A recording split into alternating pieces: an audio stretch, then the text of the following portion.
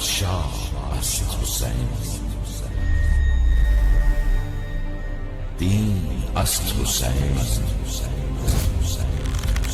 Be پناه است حسین، سرداد نداد دست در دست یزید،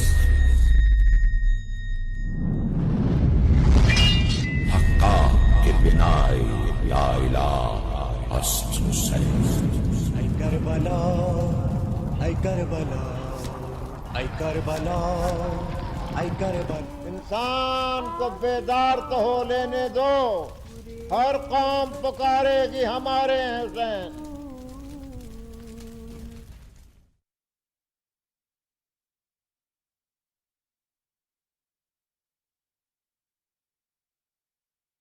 اعوذ باللہ من الشیطان الرجیم، بسم اللہ الرحمن الرحیم. السلام علیکم ناظرین.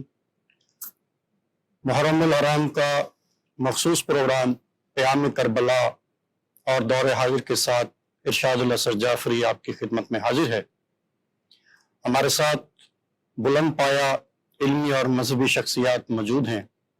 جناب علامہ شفاعت رسول صاحب، جناب علامہ سید حسین نجفی صاحب اور جناب محترم احمد جمیل راشد صاحب. ہم ان سے گفتگو کا شرف حاصل کریں گے. جناب علامہ صاحب، سب سے پہلے میں آپ سے سوال کروں گا، امام حسین علیہ السلام اور کربلا کیا فرمائیں گے آپ؟ سیدنا امام حسین علیہ السلام کی جب ولادت ہوتی ہے تو حضور صلی اللہ علیہ وسلم بہت خوش تھے اور سیدنا امام حسین کو چوم رہے تھے. تو اسی لمحے سیدنا جبرائیل امین حاضر خدمت ہوئے اور عرض کی، یا رسول اللہ، آپ کو ان سے بہت پیار ہے؟ آپ نے فرمایا ہاں. تو اسی لمحے حضرت جبرائیل امین نے خبر دی کہ آپ کا یہ نواسہ آپ کے دین، آپ کے نظام، مذہبی دینی اسلامی اقدار کو دوبارہ زندہ کرنے کے لیے، اپنی بنیادوں پر کھڑا کرنے کے لیے میدان کرب و بلا میں اپنی جان اللہ کے سپرد کر دے گا. سبحان. تو حضور صلی اللہ علیہ وسلم نے جب یہ سنا تو آپ کی آنکھوں میں آنسو آئے. اسی کے ساتھ ہی انہوں نے مٹی دی کربلا کی اور کہا، یا رسول اللہ صلی اللہ علیہ وسلم، جب امام حسین کربلا میں شہید ہوں گے تو یہ مٹی سرخ ہو جائے گی. جی. احادیث میں آتا ہے کہ صحابہ کرام رضوان اللہ تعالی علیہ مجمعین روایت کرتے ہیں، مختلف اور متعدد روایات ہیں کہ صحابہ نے پوچھا، رسول اللہ، ماں باپ، نانا نانی، دادا دادی اپنے بچوں کے ماتھے اور رخسار چومتے ہیں، جی. آپ حسین کی حلقوم کو چومتے ہیں. میرے آقا صلی اللہ علیہ وسلم کی آنکھوں میں آنسو آ گیا. آپ نے فرمایا کہ میرا یہ حسین اپنا یہی حلقوم بھوک اور پیاس کے بعد اللہ کے راستے میں یہ کٹوائے گا. تو گویا کربلا تو ایک ایسی تقدیر تھی کہ جس کی تبدیلی کا بھی فیصلے اللہ کے پاس ہوتے ہوئے وہ تبدیل نہیں فرمانا چاہتا تھا. تو کربلا جو ہے اور سیدنا امام حسین، یہ ایک لازم و ملزوم ہے. اور میں یہاں پر آپ کے توسط سے ایک محبت اور عشق بھرا جملہ اپنے سامعین اور ناظرین کو دینا چاہتا ہوں کہ حضور صلی اللہ علیہ وسلم نے جب اعلان نبوت فرمایا جی. تو کربلا تک دین اسلام کی پہچان حضور صلی اللہ علیہ وسلم کے نام نامی اسم گرامی سے ہوتی رہی. سبحان. اور کربلا کے واقعے کے بعد میرے آقا کے دین کی پہچان حسین بن گئی. سبحان. سبحان. ماشاءاللہ آپ نے بہت ہی خوبصورت گفتگو فرمائی ہے. جناب شاہ صاحب، یہ بتائیے کہ آج کے مسلمانوں کے لیے بھی کربلا کیوں ضروری ہے؟ بسم اللہ الرحمن الرحیم، الحمدللہ رب العالمین، والصلاة والسلام علی محمد وعلی الطیبین الطاہرین المعصومین. السلام علی الحسین وعلی علی ابن الحسین وعلی اولاد الحسین وعلی اصحاب الحسین. کربلا آج اتنی ضروری ہے کہ اس سے اور کوئی ضروری تر چیز ہے نہیں. اس کربلا کا مطلب ہے تبدیلی. کربلا کا مطلب ہے اخلاقیات میں تبدیلی، روش میں تبدیلی. بعد از وفات پیغمبر، وہ پیغمبر کے جو یہ پیغام لے کر آئے تھے کہ عربی کو اجمی پر کوئی فوقیت حاصل نہیں، کالے اور گورے پر کوئی فوقیت حاصل نہیں جی اور وہ جاہلیت کے زمانے کی جو جنگیں اور ان کے جو طریقہ کار اس کو تبدیل کرنے کے لیے آئے تھے. جی بعد از وفات پیغمبر آہستہ آہستہ آہستہ در زمان امام حسین علیہ السلام صورتحال یہ تھی کہ تاریخ یہ کہتے، تبری کہتے، سب یہ لکھتے کہ سب نے مان لیا تھا سوائے چند ایک افراد میں سے، ان میں سے ایک امام حسین علیہ السلام، سب نے یزید کو جی اپنا حاکم مان لیا تھا. لیکن آج کربلا کی بات کیا صورتحال ہے؟ کوئی یزید جیسے کو اپنا امام ماننے کے لیے تیار ہے؟ یہ کربلا کی تبدیلی ہے. یہ کربلا نے یہ کام دکھایا، اتنا بڑا کارنامہ امام حسین علیہ السلام نے. تو فرمایا کہ انی لم اخرج عشرا ولا بطرا ولا ظالما، سبحان انی خرجت لان آمر بالمعروف وانہا عن المنکر ولاصلاح امت جدی. میں شرارت کے لیے، فضول بیکار اپنے ظلم کرنے کے لیے میں نے خروج نہیں کیا. میں نے خروج کیا ہے کہ اپنے جد کی امت کی اصلاح کروں. یعنی جد کی امت اس دوران بعد از وفات پیغمبر صورتحال اس حد تک بدترین ہو گئی تھی کہ وہ یزید کیا تھا جو رجل فاسق شارب الخمر قاتل النفس المحترمہ معلن بالفسق، علناً فسق کرتا تھا. شرب خمر اس کے لیے علناً تھا،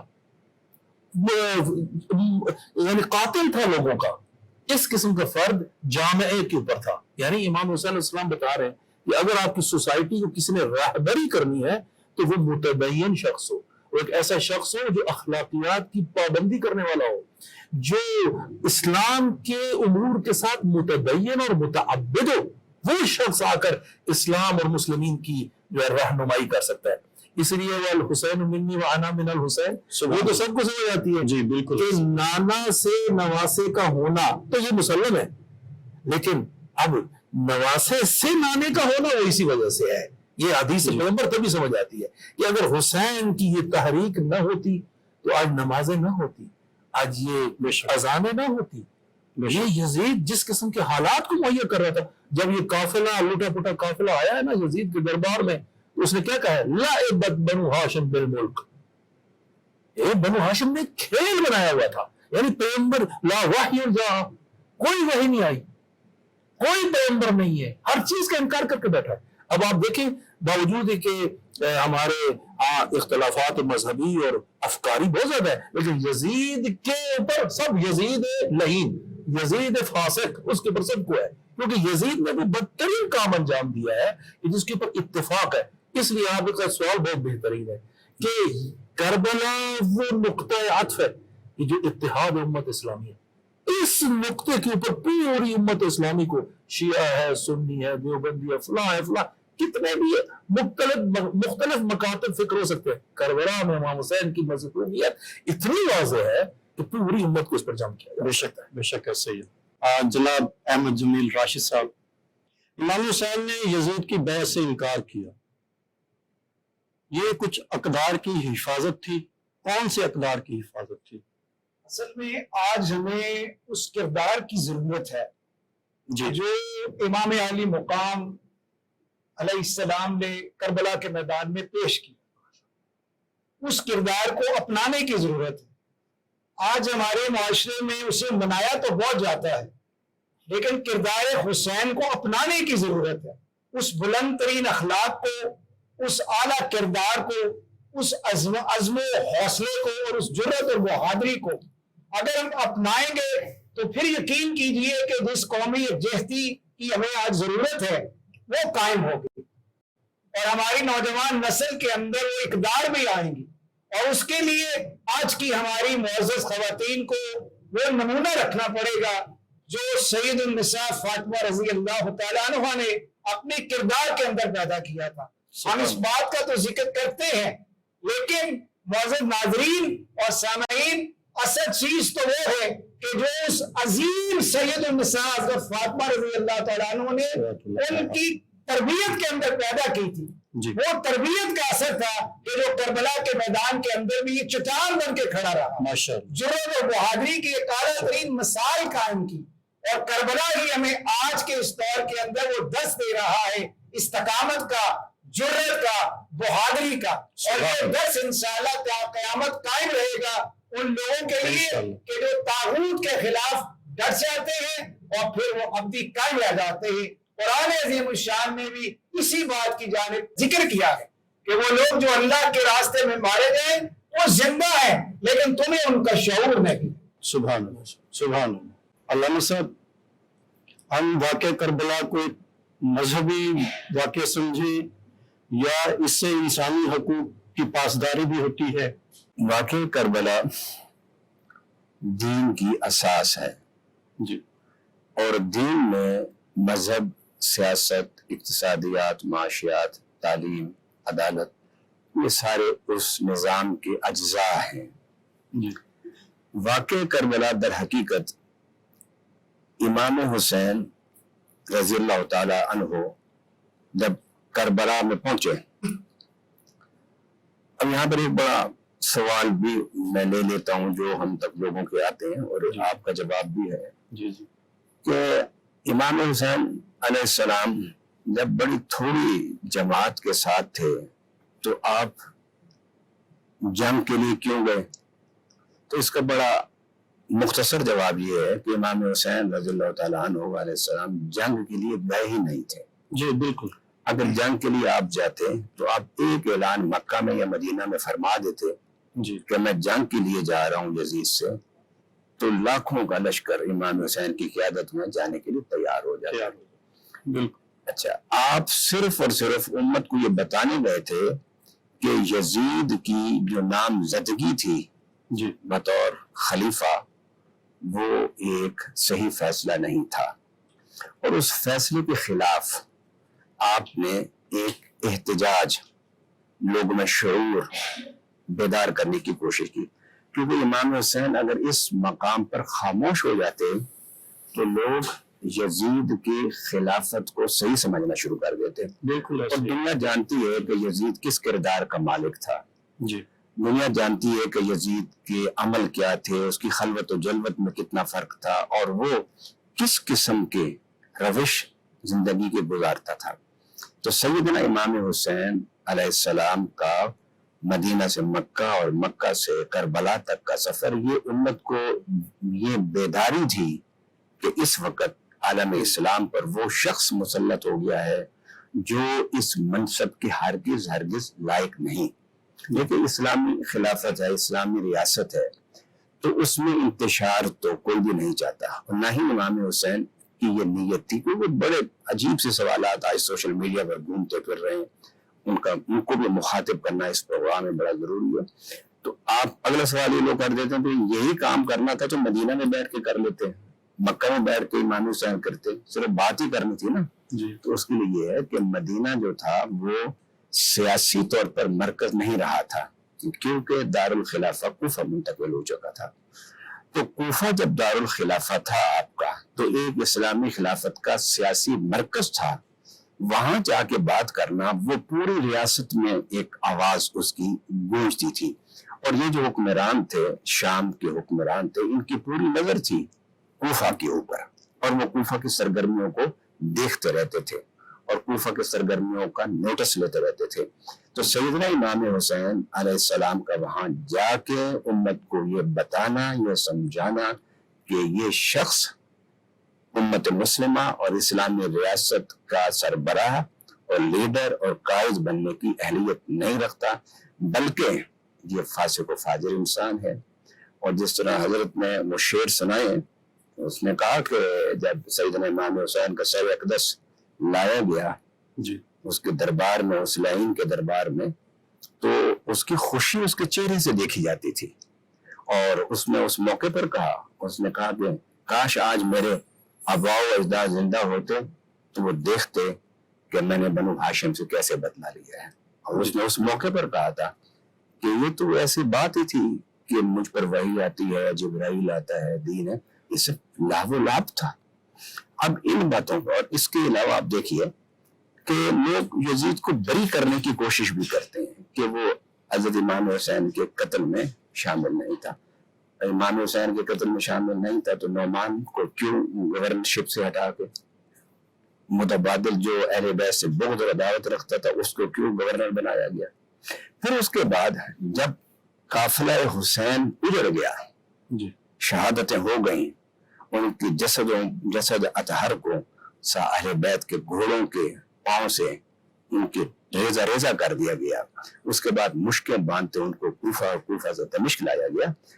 اگر وہ اس میں شامل نہیں تھا تو اس کو چاہیے تھا کہ وہ سارے جو ذمہ داران تھے ان کو اسی وقت سزا دیتا۔ اگر اس کا بیٹا اور اس کی گردن کاٹ کے اس طرح اس کے سامنے رکھی جاتی تو کیا وہ انعام دیتا اپنے بیٹے کے قاتلوں کو؟ لہٰذا امام حسین علیہ السلام کا نہ ارادہ جنگ کا تھا، نہ ارادہ انتشار کا تھا ریاست میں، اور مدینہ اور مکہ سے یہاں آ کر ایک ریاست کے مرکزی پلیس پر کھڑے ہو کے بات کرنا، اس کی اہمیت اور دور دور تک اس کے آواز کا پہنچنا ضروری ہوتا ہے۔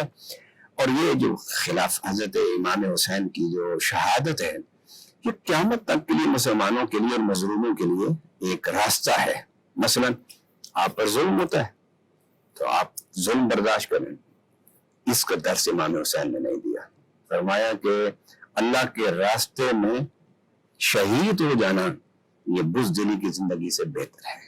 اور پوری آپ ہسٹری دیکھ لیں، امام حسین نے کسی ایک جگہ بھی، میں نے ان کے خطبات کو، ان کے خطابات کو، تقریروں کو سفر میں ساری گفتگو بار بار پڑھی، اور پڑھنی بھی چاہیے ہمیں۔ مجھے ایک لفظ ایسا نہیں ملا کہ جس میں سیدنا امام حسین نے اسلامی ریاست کے خلاف لوگوں کو جنگ پر اکسایا ہو۔ آپ کی گفتگو بہت تاریخی اہمیت کی حامل ہے۔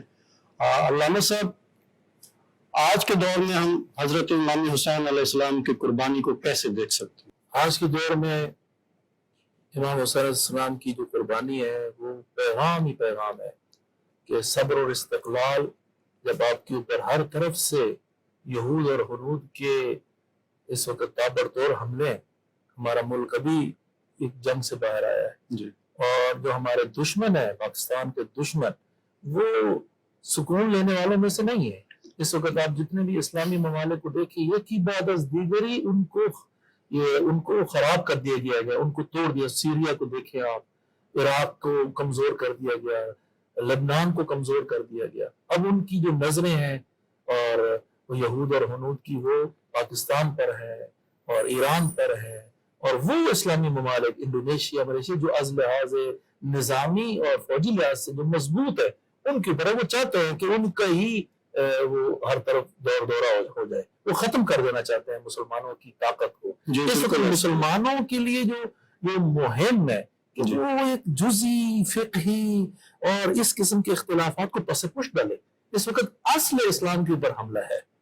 اور جب اس اصل اسلام کو محو کرنے کے لیے یزید آگے بڑھا، امام حسین علیہ السلام نے وہ قربانی دی ہے کہ آپ نے اس قربانی سے پیچھے نہیں ہٹنا، آپ نے شہادت کے درس کو اپنے سامنے رکھنا ہے۔ اور امام حسین علیہ السلام کے جو بچے تھے، انہوں نے کیسے، ایک 13 سالہ فرزند ان سے پوچھتے ہیں کہ اے قاسم تیرے لیے موت کیسی ہے؟ تو کسی نے کہا کہ موت بڑی تلخ ہے، لیکن ایک 13 سالے بچے سے پوچھا گیا موت من الاسد، کہ شہد سے بھی زیادہ یہ سبحان اللہ، یہ کیا تربیت کر دی امام حسین علیہ السلام نے، سبحان اللہ۔ کیسے اس بچے کو انہوں نے یہ تربیت کا ہمارے جامعے، ہماری سوسائٹی کے اندر، کہ اور پھر نوجوانوں کی وہ تربیت ہو، دوسروں کی یہ تربیت ہو کہ یہ جو جزئی اور وہ جو اختلافات ہیں جو ہماری سوسائٹی کو تقسیم کر رہے ہیں، ان کو پس پش ڈالا جائے۔ اس کے لیے ضروری ہے کہ ہم سوشل میڈیا، ہم حکومت اور ہم علماء یہ مل کے وہ اقدام کریں جو کرنا ضروری ہے۔ اس وقت آپ کے گھر کے اوپر دشمن آ کر دستک دے رہا ہے، وہ ختم کر دینا چاہتا ہے، مسلمانوں کی عظمت کو ختم کر دیں، اور انشاءاللہ وہ 100% یہ ہمارے دشمنان اسلام خداوند متعال ان کو راکھ پر بٹھائے گا، وہ کسی صورت میں اسلام بعزت الاسلام کو ختم نہیں کر سکیں گے۔ یہ پاکستان ایک ایسا مملکت ہے، لا الہ الا اللہ محمد رسول اللہ کے نام پر بنائی گئی ہے۔ انشاءاللہ یہاں سے وہ لوگ اٹھیں گے اور اسلام کے نام کو بول بالا کریں گے۔ ضرورت ہے کہ اسلامی بھائی چارہ، اور یہ جو آپ فرما رہے تھے، یہ جو کربلا ہے نا، یہ صرف اور صرف یہ نہیں کہ محدود ہو جاتی ہے مسلمانوں کے حد تک، نہیں، یہ اس سے ماورا ہے۔ جو بھی ظلم کے خلاف اٹھنا چاہتا ہے کربلا سے وہ فائدہ، خواہ وہ مسیحی ہے، خواہ وہ یہودی ہے، خواہ وہ کوئی ہے، اس کو کربلا ایک درسگاہ ہے۔ اور عجیب ہے یہ کہ معجزہ، کہ صبح سے لے کر زور تک ایک مرقع پیش کیا امام حسین علیہ السلام نے، سبحان اللہ۔ کہ کیسے وہ فرزندوں نے اپنے چچا کے ساتھ پیش آنا ہے، باپ اور بیٹے کے ساتھ کیسے ارتباط ہے، اور ایک بھائی اور بھائی کا رشتہ کیسے ہونا ہے، حضرت عباس علمدار کا ارتباط۔ اب اس کو دیکھیں، اور یہ گلگون ہے، ایک پورا کا پورا، ایک جسے کہتے ہیں ایک پورے باغ کی طرح ہے یہ کربلا۔ ہاں ادھر تلواریں بھی ہیں، ادھر تیر بھی ہے، لیکن ادھر نمونے ہیں اخلاق کے، ادھر بہترین اخلاق کے نمونے پیش کیے گئے ہیں۔ پوری امت اسلامیہ، لوگ تو مظلوم، دوسری قومیں مظلوموں کو ڈھونڈتی ہیں کہ مظلوم نمائی کر کے دکھائیں اور اپنے ہیروز کو، ہمارے مسلمانوں کے لیے تو کربلا سے برتر کیا چیز ہو سکتی ہے؟ اس کو اٹھا کر اپنی نماز جمعہ میں لے کر آئیں، اپنے خطابوں کے اندر لے کر آئیں، ان کرداروں کو پکڑ کے لوگوں کو بیان کریں، اس سے دور ہو جائے کہ یہ مکتب ہے تو وہ مکتب ہے، اور اس تقسیم میں چلے جائیں۔ یہ تقسیمات ہمیں بہت خرابی کی طرف لے کے جا رہے ہیں۔ اس وقت پورے پاکستان کو اور امت اسلامیہ ماورا ہو کر کہ یہ شیعہ ہے، سنی ہے، دیوبندی ہے، فلاں ہے، اتحاد ہے، اتفاق کی ضرورت ہے، تاکہ یہ جو بیرونی دشمن ہر لحاظ سے ہمارے دروازے میں دستک دے رہے ہیں، اس کے لیے ہم سیسا پلائی ہوئی دیوار میں تبدیل ہو جائیں۔ ہم مسلمان آپس میں کربلا سے پیغام لے کر کیسے اتحاد کر سکتے ہیں؟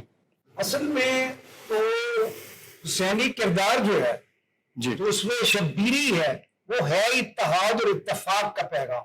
جی اگر اس اتحاد اور اتفاق کے پیغام کو لے کر اٹھیں گے تو پھر نہ صرف اس پاکستانی معاشرے کے اندر بلکہ پوری امت مسلمہ کے اندر آپ کو ایک طاقت اور قوت نظر آئے گی۔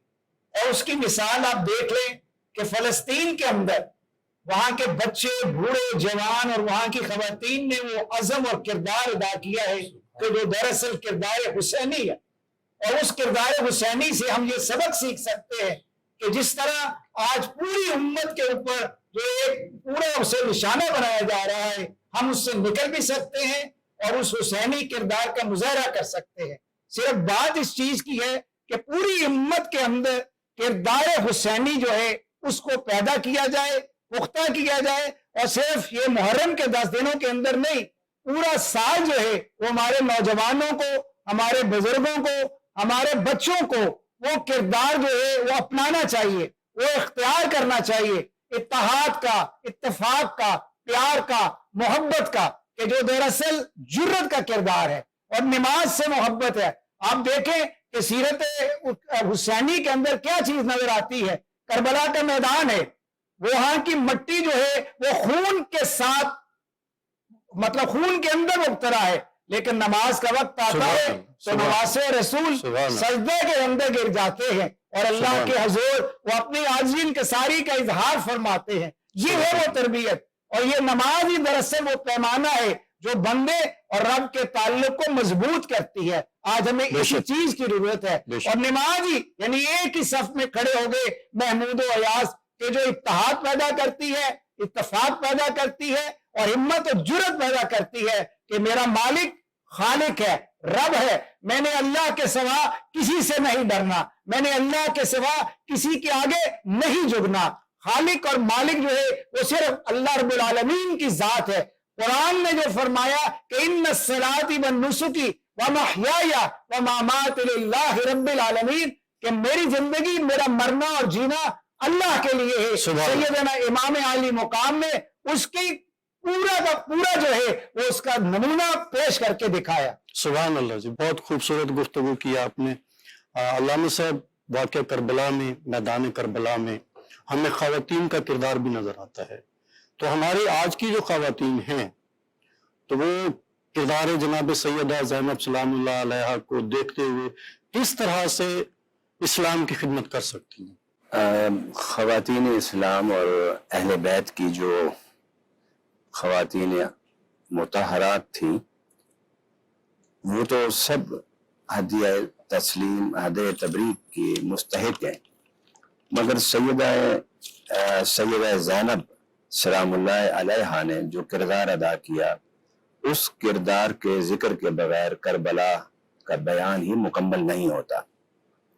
تو سب سے بڑی بات جو اس کربلا کے حوالے سے خواتین کی ہے کہ اس مشکل وقت میں بھی، اس پریشانی کے وقت میں بھی، اس اذیت کے وقت میں بھی خواتین اسلام اپنے ایک جو حجاب اور اسلام نے ایک حیا کی تعلیم دی ہے اس کا عملی طور پر نمونہ اور مظاہرہ کیا انہوں نے. گویا اسلام میں خواتین کے لیے لمیٹیشنز ہیں کہ وہ ان لمیٹیشن سے باہر نہ نکلیں. اور اہل بیت اطہار کی جو خواتین تھیں انہوں نے اس پر کربلا کے میدان میں بھی بڑی مضبوطی سے عمل کیا. اپنے شہزادوں کو، اپنے بھائی کو، اپنے خامند کو گھوڑوں پر بٹھا کے تلوار دے کے ان کو روانہ کیا، لیکن پھر واپس خیمے میں چلی گئی. جب بھی کوئی شہید کی جسد اطہر آتا تھا تو اسے خیموں کو ہی سپرد کیا جاتا تھا. اور یہ ایک انسان کی فطرت ہے کہ وہ غم پر روتا ہے، اور کوئی اسے نعمت ملے تو وہ ہنستا ہے، مسکراتا ہے، خوش ہوتا ہے. تو وہاں دکھ کا اظہار کیا جاتا تھا، لیکن پھر صبر کا دامن انہوں نے ہاتھ سے نہیں چھوڑا.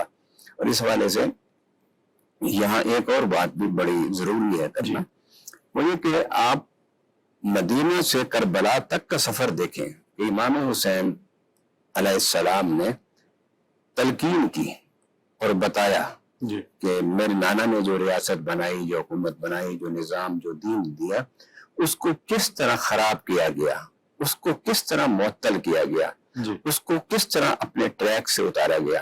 آپ یہ درس دیتے گئے. اور پھر کربلا سے دمشق تک جو خطابات ہیں اور گفتگو سیدہ زینب کی، یہی مسلمان مردوں عورتوں کے لیے ایک بہت بڑا علمی ذخیرہ ہے. اور میں سمجھتا ہوں کہ یہ جو سیدنا امام حسین اور سیدہ زینب کے جو گفتگو ہے، آپ کے خطابات ہیں، اگر اسی کو ہی ہم لوگ سمجھیں تو میرا خیال ہے کہ یہ قرآن اور حدیث کی اصل تفسیر بنتے ہیں. پھر آپ دیکھیے کہ امام حسین علیہ السلام نے میدان کربلا میں لڑائی یعنی جنگ کا آغاز نہیں کیا. جنگ کا آغاز ان کی طرف سے ہوا، کیونکہ اب ہم کہتے ہیں نا اسوہ شبیری کیا ہے؟ اسوہ شبیری در حقیقت امت میں بیداری کا نام ہے. جی بالکل، امت کو بیدار کیا جائے، ان کو بتایا جائے کہ غلط کیا ہے اور صحیح کیا ہے.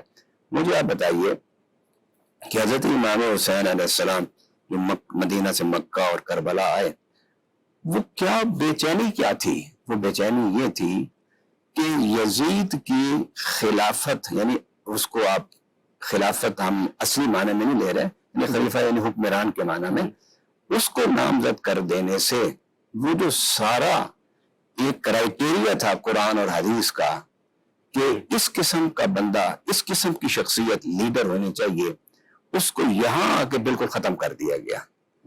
اور حضرت امام حسین علیہ السلام میدان میں آپ نے جب بھی ان کی طرف سے کوئی میدان میں اترا، آپ نے اس کے جواب میں جا کے، اور پھر آپ اس میں بھی دیکھیے اگر کوئی تلوار لے کے آیا تو آپ نے حضرت علی اکبر کو بھیجا، آپ نے اپنے رفقا کو بھیجا، آپ نے اپنے خاندان کے نوجوانوں کو بھیجا. تو ان کو بھیجنے سے پہلے بھی آپ گفتگو فرماتے تھے، اور اس کے جواب میں بھی یزیدی کہتے تھے، کیونکہ جب امام حسین کی گفتگو کوئی عام گفتگو تو نہیں تھی نا، یہ اس زبان سے گفتگو تھی جو زبان جس کے منہ میں پیغمبر کی زبان ہوتی تھی، اور جن کے بارے میں میرے آقا صلی اللہ علیہ وسلم نے فرمایا کہ حسین مجھ سے ہے اور میں حسین سے ہوں. اور حضور صلی اللہ علیہ وسلم نے ایک مقام پر فرمایا حسین میری خوشبو ہے اور جنت کی خوشبو ہے.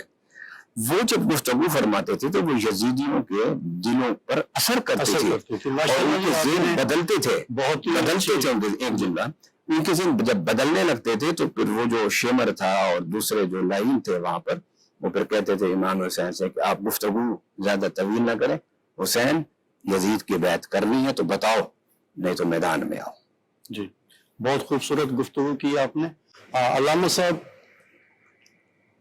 ہماری خواتین کس طرح سے پیغام کربلا کو اپنے اوپر لاگو کر کر پاکستان کی، اپنے گھر کی، اسلام کی خدمت کر سکتی ہیں، اور ہمارے نوجوان، یہ میں دو سوال آپ سے پوچھ رہا ہوں، اور ہمارے نوجوان جناب شہزادہ علی اکبر کی سیرت پر عمل کرتے ہوئے کس طرح سے اپنی خدمت کر سکتے ہیں، اپنے والدین کی خدمت کر سکتے ہیں، اسلام کی خدمت کر سکتے ہیں، اور پاکستان کی خدمت کر سکتے ہیں.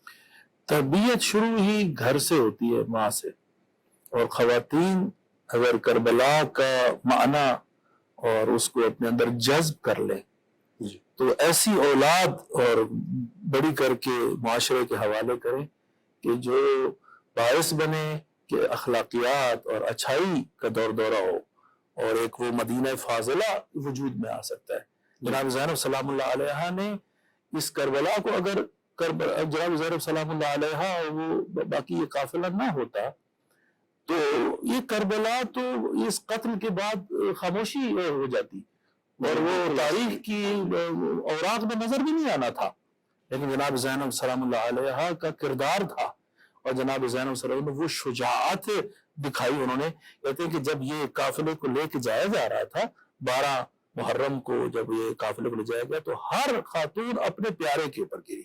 جناب زینب سلام اللہ علیہ نے اپنے آپ کو محمل سے گرایا حسین کی لاشے پر جی اور پھر اٹھایا سر کٹے لاشے پر، یا پھر مدینے کی طرف منہ کر کے کہا یا رسول اللہ ھذا حسین، یا رسول اللہ یہ تیرا حسین ہے، مرمل بالدماء مقطع الاعضاء، یہ تیرا حسین ہے کہ جو مٹیوں میں اٹا ہوا ہے، اس کے اعضاء قطع کیے گئے۔ اب اندازہ لگائیں جناب زینب سلام اللہ علیہ کی اس عمل کی وجہ سے جو اشقیاء تھے وہ منہ موڑ کے روتے تھے، اور پھر تازیانے لے کر شمر اور دوسرے آ کر جو ہے خواتین کے اوپر انہوں نے تازیانے مارنا شروع کر دیے۔ کیوں؟ کیونکہ صورتحال تبدیل ہوتی تھی۔ پھر جناب زینب سلام اللہ علیہ جب گئی ہیں اس عبید اللہ ابن زیاد کے دربار میں، تو بہت ہی خبیث اور نجس انسان تھا عبید اللہ ابن زیاد، تو وہ کہتا ہے کدھر ہے، اس کو بات معلوم تھا کہاں پہ بیٹھی ہوئی ہے جناب زینب سلام اللہ علیہ، احانت کرنے کے لیے کہ کدھر ہے حسین کی ہمشیرہ، یہ کون ہے، جان بوجھ کے اس قسم کی حرکات، یعنی یہ انہوں نے چادریں چھینی ہے خواتین کی، انہوں نے بے پلان کے اونٹوں پر بٹھایا ہے، انہوں نے ایک ایک جگہ پر اہل بیت علیہ السلام کو پھرایا ہے، کیوں؟ ذلیل کرنے کے لیے، خود ذلیل ہو گیا، اہل بیت کا نام آج ساری دنیا میں ہے۔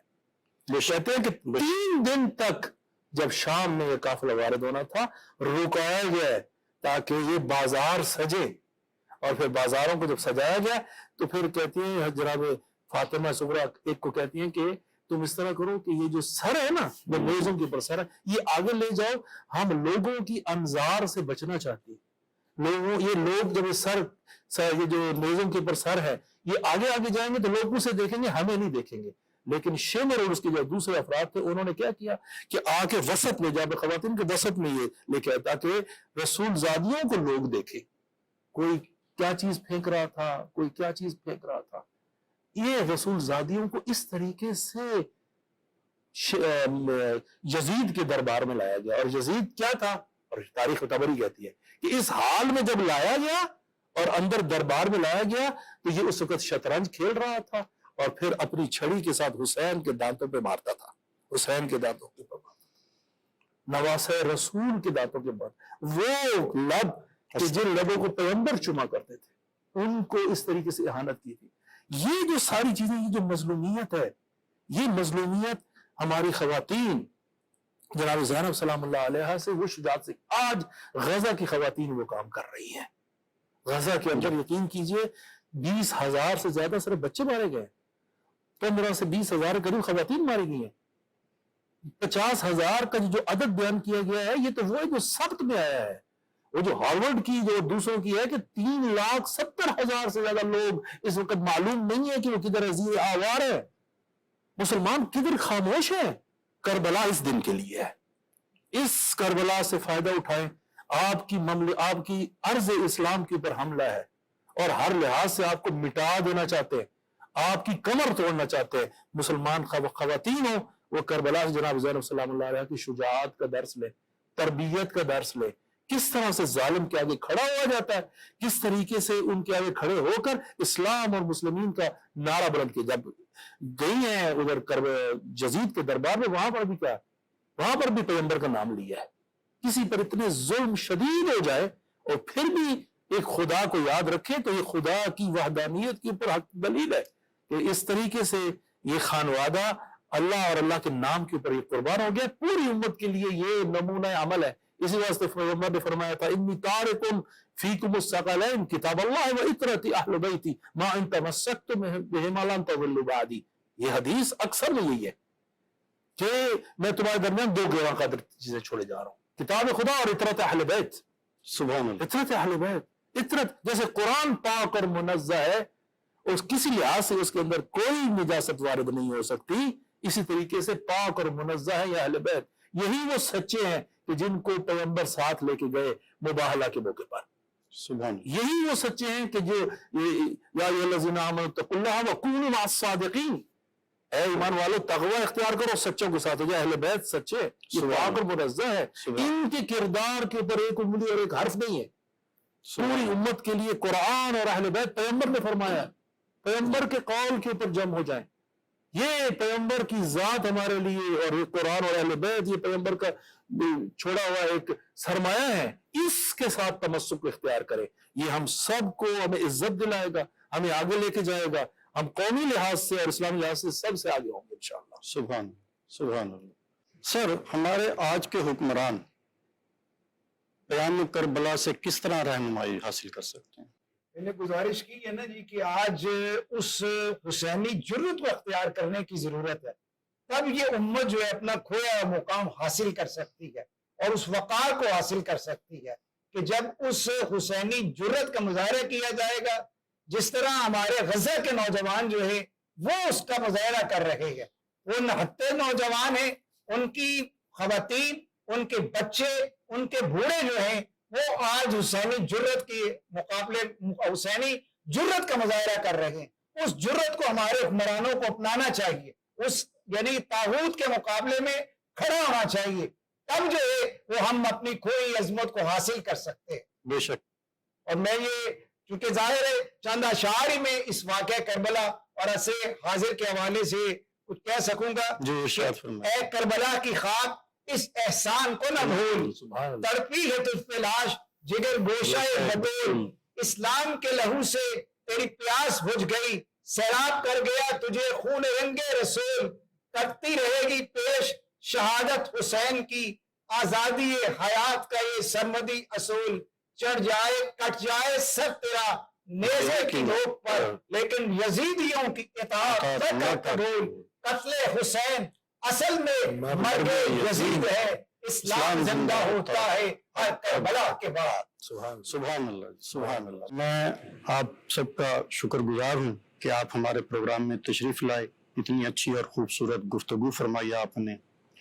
ناظرین، اس کے ساتھ ہی ہمارے پروگرام کا وقت ختم ہوتا ہے، میں آپ سے اجازت چاہوں گا، اللہ حافظ۔ شاست حسین بادشاہ است حسین،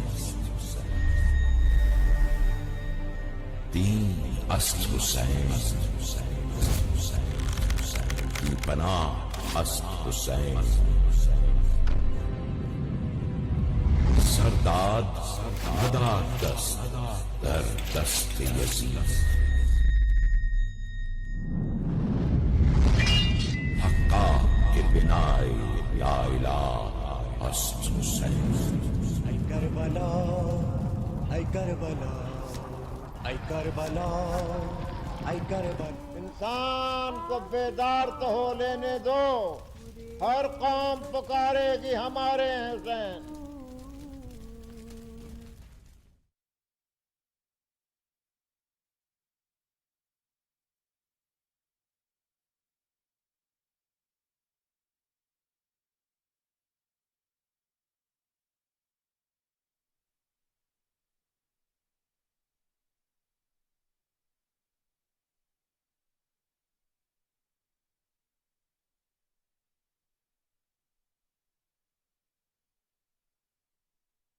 شہید کربلا ہے یہ، رسول کی دعا ہے یہ،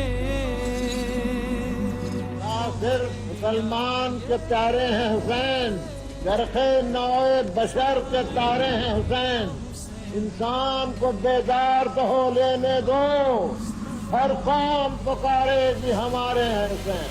حسین منی و انا من الحسین، حسین منی و انا من الحسین۔ آ جاؤ چاند میرے، تیری پیاس میں بجھاؤں، اصغر میں تیری ماں ہوں، آ جاؤ چاند میرے، تیری پیاس میں بجھاؤں۔ اصغر میں تیری ماں ہوں میرے لاڈلے کہاں ہو میرے لاڈلے کہاں ہو سینے تمہیں لگاؤں اصغر میں تیری ماں ہوں آ جاؤ چاند میرے تیری پیاس میں بجھاؤں اصغر میں تیری ماں ہوں بیٹا تمہارا قاتل میرے سامنے کھڑا ہے شاید یہ ہنس رہا ہے چادر بھی لٹ گئی ہے منہ کس طرح چھپاؤں اصغر میں تیری ماں ہوں آ جاؤ چاند میرے تیری پیاس میں بجھاؤں اصغر میں تیری ماں ہوں تیرے جھولے کو سکینہ رو رو کے چومتی ہے تجھے رن میں ڈھونڈتی ہے تیری موت کی خبر میں کیسے اسے سناؤں اصغر میں تیری ماں ہوں آ جاؤ چاند میرے تیری پیاس میں بجھاؤں اصغر میں تیری ماں ہوں میرے لاڈلے کہاں ہو میرے لاڈلے کہاں ہو سینے تمہیں لگاؤں اصغر میں تیری ماں ہوں آ جاؤ چاند میرے تیری پیاس میں بجھاؤں اصغر میں تیری ماں شہید کربلا ہے یہ رسول کی دعا ہے یہ صرف مسلمان کے پیارے ہیں حسین جرخ نوع بشر کے تارے ہیں حسین انسان کو بیدار تو ہو لینے دو ہر قوم پکارے بھی ہمارے ہیں حسین حسین منی وانا من الحسین حسین منی وانا من الحسین